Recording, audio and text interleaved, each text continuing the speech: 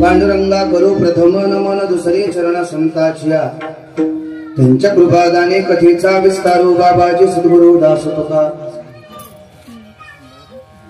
ज्या ज्या ठिकाणी मन जाय माझे त्या त्या ठिकाणी निज रूप तुझे मिठी तो मस्तक ज्या ठिकाणी जिथे सद्गुरु तुमचे पाय दोन्ही जिथे ज्ञान विज्ञान संजीव होते तिथे योग विद्येश सामर्थ्य येते जिथे मानवाला मिळे मोक्ष गाथा तुझ्या पायरीशी सदा नम्र माथा सोनू पंत तया कुणी आवडीने मामा असे बोलते नामे शंकर शंकरा सदा समकरा निसंग जो संगते पुणे श्लोकीचा तो पुणे नगरीचा मोती करा शोभतो ऐशा शुभ करा संतवरा दांडे करा वंदितो कलावज्ञ जीवो धरार्थावतारम कलंकांक तेजोधिका मोदी वक्त्रम कला निशवादा पलोदार वदक्षम समाधिस्थ मृत्युम भजे ज्ञान देवो ओम नमो ज्ञानेश्वरा करुणा करा दयाळा तुमचा अनुग्रह लाजलो पावन झालो चराचरी तुमचा अनुग्रह लाजलो पावन झालो चराचरी विठला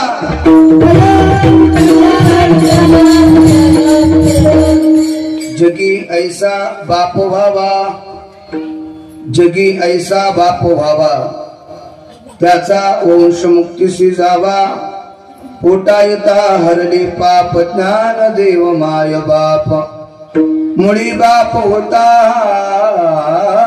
ज्ञानी तरी आम्ही लागलो तयाचे दानी पोटा येता हरले पाप ज्ञान देव माय बाप तुका म्हणे पोटीशी बाळ माझी पूर्वा ब्रह्मीची आळ पोटा येता हरले पाप ज्ञान देव माय बाप आकारण करुणावृणालय अखिल गुणधाम भक्त काम कल्पतरो पंढरीश पांडुरंग परमात्मेच्या दयेने त्याच्या कृपा आशीर्वादाने कैलासवासी श्री मारुती सीताराम भोसले या भोसले परिवारातील एक आदर्श बाप आदर्श शेतकरी आदर्शवत जीवन जगणारा व्यक्तिमत्व आपल्यातून जाऊन 1 वर्ष पूर्ण झालं. त्यांच्या प्रथम पुण्यस्मरणाच्या निमित्तानं सर्व आप्तेष्ट, नातेवाईक, मित्र परिवार सगळे सोयरे या ठिकाणी उपस्थित आहे. ज्या बापानं आयुष्यभर काबाड कष्ट करून घर, प्रपंच आणि संसार फुलवला, या मुलांकरिता, या परिवाराकरिता रात्रंदिवस आपला घर आणि प्रपंच आणि संसार फुलवत असताना, या मातीमध्ये काबाड कष्ट करून आपला घर, प्रपंच, संसार फुलवत असताना आनंदाचा दिवस झालेला पाहिला. जाण्याचं वय नव्हतं बाबांनी. 65 वर्षाचं आयुष्य या ठिकाणी बाबांना लावलं. जाण्याचं वय नव्हतं. ज्या दिवशी 70-80 वर्ष त्या ठिकाणी पूर्ण होती, 80 वर्षाच्या पुढे माणूस जगला का सहज म्हटलं जातं का परिपूर्ण आयुष्य त्याला मिळालं. बाबा बरोबर आहे. पण 50 किंवा 60 वर्षापर्यंत माणसाचं जाणं झालं. एकच वाक्य आहे का भोसरे परिवार, आता आनंदाचे दिवस आले होते बापाचे. पण त्या आनंदाच्या दिवसामध्ये या बापाला या घरात किंवा या परिवारामध्ये राहता आलं नाही. त्याचं कारण आहे, ज्या दिवशी मरण लिहून ठेवलेलं आहे, ज्या दिवशी तुमचं आमचं इथून जाणं आहे, त्याच दिवशी जाणं होणार आहे. ज्या दिवशी आपलं मरण आपल्या कपाळावर लिहून ठेवलेलं आहे, त्याच दिवशी या ठिकाणी या मृत्यू लोकातून निरोप घेऊन जाणं आहे. किती जरी वाटलं असेल माझा बाप माझ्या या क्षणाला पाहिजे होता, आता आनंदाचा दिवस येईल, आता बडबड कुणी करू नका. घर, प्रपंच आणि संसार फुलवत असताना परिवार फुललेला पहिला, या घरातून किंवा या परिवारातून या वडिलांचं जाणं झालं. त्यांच्या पश्चात त्यांचा असणारा परिवार गंगा भागीरथी भागुबाई सीताराम भोसरे ही त्यांची आई आहे. आई जिवंत असताना मुलगा निघून गेला यासारखं दुःख नाही. एक वारकरी संप्रदायातलं थोर व्यक्तिमत्व आहे. आदरणीय बंडात त्या कर्डकरांचं एक वाक्य आहे, महाराज, मुलं लहान असताना कधी आई वडील सोडून जाऊ नये त्यासारखं दुःख नाही. भर तारुण्यात कधी पत्नीला सोडून पतीनं जाऊ नये किंवा पतीला सोडून पत्नीनं जाऊ नये. आणि म्हातारे मायबाप असताना त्यांच्या डोळ्यात देखत त्यांची मुलं जाऊ नये त्यासारखं दुःख नाही. म्हातारी झालेली माऊली होती, ती देवाकडे काय प्रार्थना करत असत, देवा मला घेऊन गेला असता तरी बरं झालं असतं. डोळ्या देखत मुलगा जाणं म्हणजे ते दुःख ज्या माऊलीवर आले तिला विचारलं पाहिजे. त्यांच्या पश्चात असणारी त्यांची आई आहे, त्यांच्या असणारी धर्मपत्नी गंगा भागीरथी लहानबाई मारुती भोसरे, त्यांच्या पश्चात त्यांच्या असणारी 1 मुलगी आणि 3 मुलं असा असणारा त्यांचा परिवार आहे.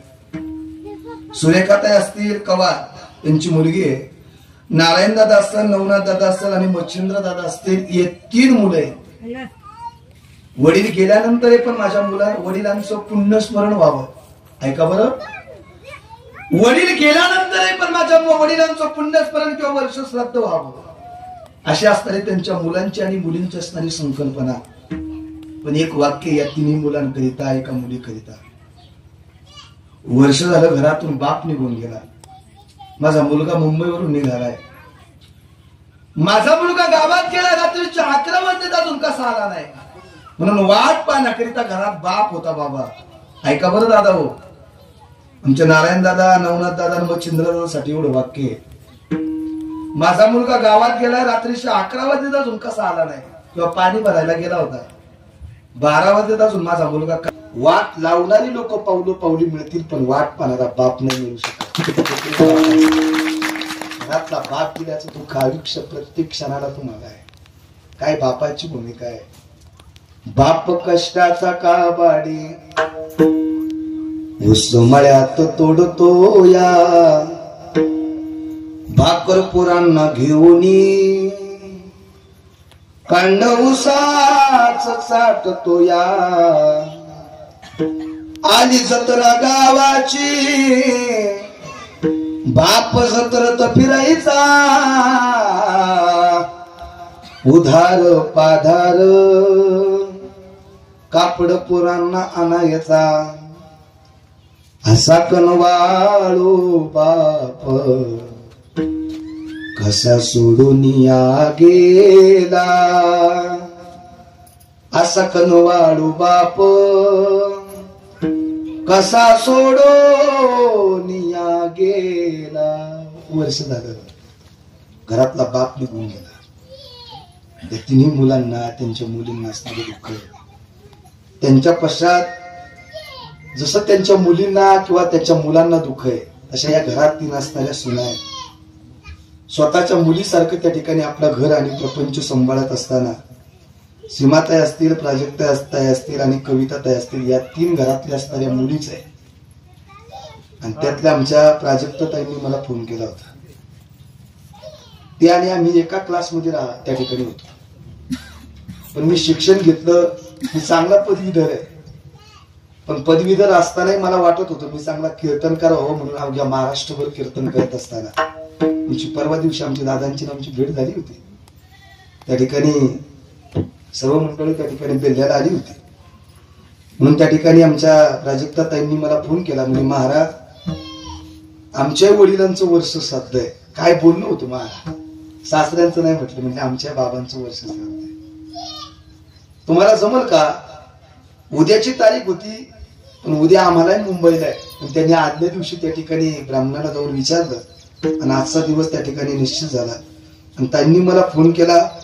त्यांच्या पश्चात त्यांच्या स्तरी नातू, चुलत्या, पुतणे, हरिभक्तीपारायण महादेव जयराम बोचरे. कोण आहेत बाबा तुम्ही? का महादेव बाबा कुठे आहेत का? आले नाही, येते. वारकरी संप्रदायाची परंपरा आहे. घरात घर चांगलं आनंदाने संसाराने त्या ठिकाणी भरलेलं आहे. पण या आनंदाने आणि भरलेल्या घरातून बापाचं जाणं झालं. हे दुःख प्रत्येक क्षणोक्षणाला प्रत्येकाला त्या ठिकाणी दुःख देणार आहे. आता काय नाही लागलं तरी मी नाही मागणार, तुम्ही बसा. घर आणि प्रपंच आणि संसार फुलवत असताना वडील गेल्यानंतरही पण या मुलांना पुण्यस्मरण घातलेलं आहे. तुम्ही दशकिऱ्यांवर श्राद्ध दररोजच ऐकताय, ऐका बरं. पण आज कीर्तन ऐकत असताना उंच कान करून ऐका. का करायचे दशकिऱ्यांवर श्राद्ध, का करायचे, त्याचे सर्व उदाहरण तुम्हाला देणार आहे. सर्व असताना त्यांचा परिवार आहे. भाग्यवान आहेत ही मुलं, का असा बाप त्यांना मिळाला. आणि भाग्यवान आहे तो बाप, का त्यांना अशी मुलं मिळाली. का? बाप गेल्यानंतरही पण पुण्यस्मरण केलंय. तुम्ही इथं बसलेले सर्व, आणि मी माझं सुद्धा सांगतो, तुमच्या सगळं नाही माझ्या सगळं सांगतो, आपण गेल्यानंतर आपली मुलं वर्ष श्राद्ध करतीलच म्हणून सांगता येत नाही. असं आहे का कोणी? एखादा मुलं महाराज माझी मुलं लई चांगली, मी माझ्या मुलांचं सांगू शकत नाही. तुमचं काय ना कलियुग आहे. मी भाग्यवान आहे दादा. बापाला जास्त दिवस राहता आलं नाही. आयुष्यभर घर आणि प्रपंच त्या मातेची सेवा करत असताना मुलं पदवीधर बनवली, मुलं चांगली बनवली, आणि आनंदाचा दिवस झालेला पहिला बापाला त्या ठिकाणी इथून झालेला. काय बापाची भूमिका आहे. अभंग त्या निमित्ताने जगद्गुरु तुकोबा यांचा निवडलाय बाबा. आणि अभंग निवडत असताना जगद्गुरु तुकोबा एका वडिलाचं वर्णन करतात. जगी ऐसा बाप बाबा. असा बापाची भूमिका काय. एक उदाहरण तुम्हाला सांगून जाईल. जगाच्या पाठीवर कोणालाच नाही घाबरलं तरी चालेल आई, पण प्रत्येक पोरानं दोन गोष्टीला घाबरलं पाहिजे. कोणाला? महाराज. एक बापाला आणि एक बापाला. ऐका बरं, प्रत्येक पोरानं दोन गोष्टीला घाबरलं पाहिजे, एक बापाला आणि एक बापाला. का महाराज? बाबा बापाला घाबरला तर त्याचा परमार्थ चांगला आहे, आणि जो पोरगा बापाला घाबरला त्याचा संसार चांगला आहे. जे पोरं बापाला घाबरले नाही त्याच्या संसाराची माती झाली अशी किती पुढे. घरातला बाप किती महत्वाचा आहे. ऐका, या माऊल्या जर कुठं घरात त्या ठिकाणी गावात निघाल्या, या सर्व डोक्यावर पदर घेणाऱ्या माऊल्या गावात जर निघाल्या तर आपल्या मुलाला कडेवर घेतात. आई घेता ना तुम्ही? कडेवर घेतात. त्याचं कारण आहे, जे मला दिसतं ते माझ्या मुलांनी पाहावं.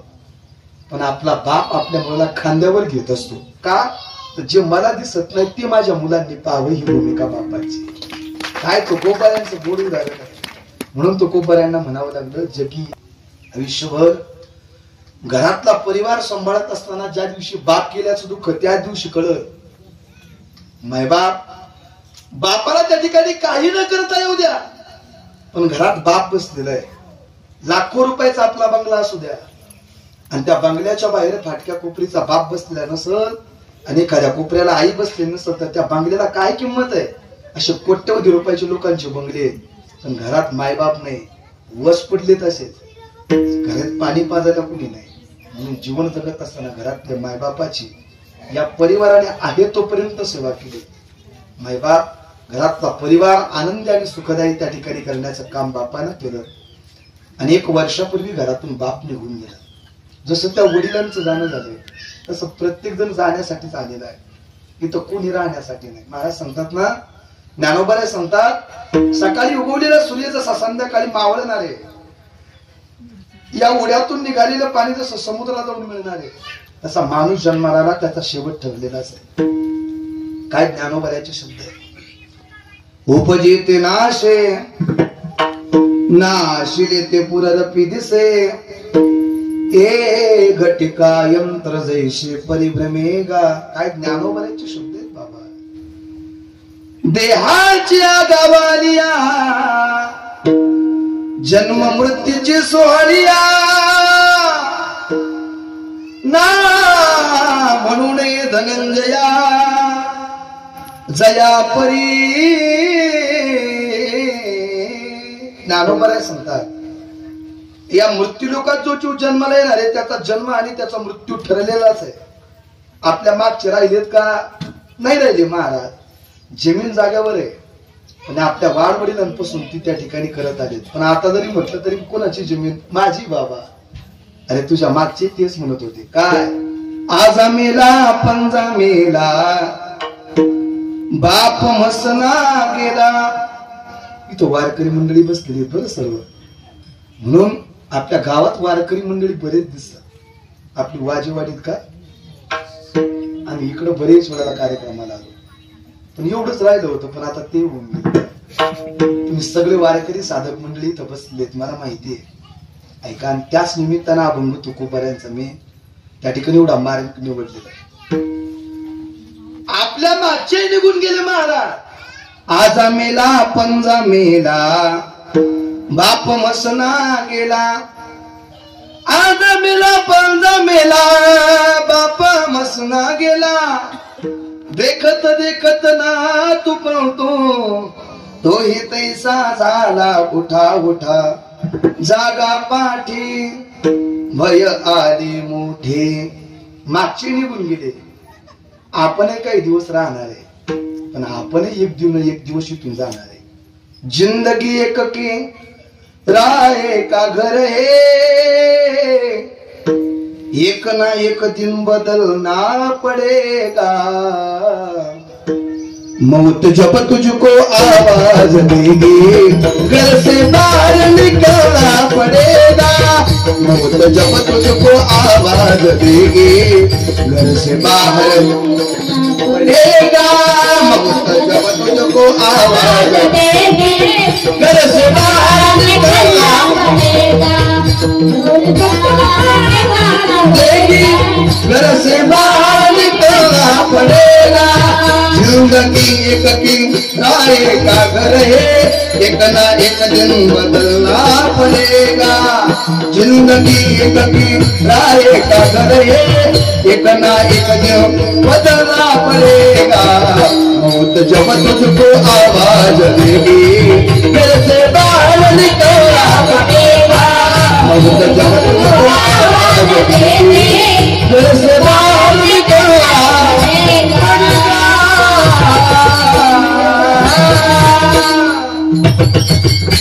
ज्या दिवशी आवाज दिल ना, 40 लाखाच्या गाडी तरी बसलेला असता महाराज. एसीच्या रूम मध्ये जरी बसला असला, पण वरून आवाज आला ना तिथून निघावंच लागणार आहे. तो कुणी जरी असला तिथं बसला नाही. घडी घडी काळ वाट याची पाहे, किंवा क्षणभंगुर नाही भरवसा. वारे सावध तोडा माया अशा, काही नसले मग गळा पडेल फासा. पुढे हुशार थोर आयोळ सागा. बाबा, जाणं जर प्रत्येकाला निश्चितच आहे, मग जीवन म्हणजे काय त्याचं एकच उदाहरण सांगतो ऐका. जीवनाची व्याख्या तुमची सारखीच आहे आणि माझी सुद्धा सारखीच आहे. ऐका बरं, जीवन म्हणजे पत्तेपानाचा खेळ आहे. का महाराज? जीवन म्हणजे पत्तेपानाचा खेळ आहे का? आता त्याचं उत्तर एकच आहे. पत्ते पानं खेळत असताना कुणाला कोणती पानं मिळतील हे खेळणाऱ्याला माहित असतात का? माहित नसतात. पण मिळालेल्या पानांवर डाव जिंकायचा आहे का नाही हा खेळणाऱ्याच्याच हातात आहे. ऐकतात ना तुम्ही? तसं तुमचं आणि माझं जीवन आहे. तुम्हालाही माहित नाही इथं किती दिवस राहायचं आणि मलाही नाही. एक वाक्य, जशी कोणती पानं मिळतील हे त्या ठिकाणी खेळणाऱ्याला माहित नाही, पण मिळालेल्या पानांवर डाव जिंकायचा का नाही त्याच्याच हातात आहे. तसं तुमचं आणि माझं इथं किती दिवस राहणे तुम्हालाही माहित नाही आणि मलाही नाही, पण मिळालेल्या आयुष्यात जीवनाचं सार्थक करायचंय का नाही ज्याच्या त्याच्या हातात आहे. मिळाले शरीर, एक वाक्य, आता मिळाले शरीर पण परत मिळेलच म्हणून सांगता येत नाही. मायबाप आता माणूस म्हणून जन्माला आलोय, आता काय केल्यानंतर आता तुमचे दादा परत येतील, तुम्हाला येतील. आता ऐका बरं, त्यांची मुलं त्यांच्या मुली ऐका. आता काय केल्यानंतर तुम्ही बाप परत तुमच्या घरात येईल.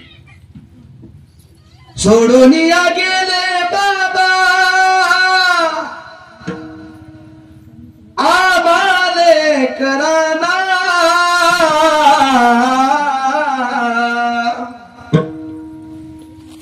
सोडून या गेले बाबा आबाले कराना,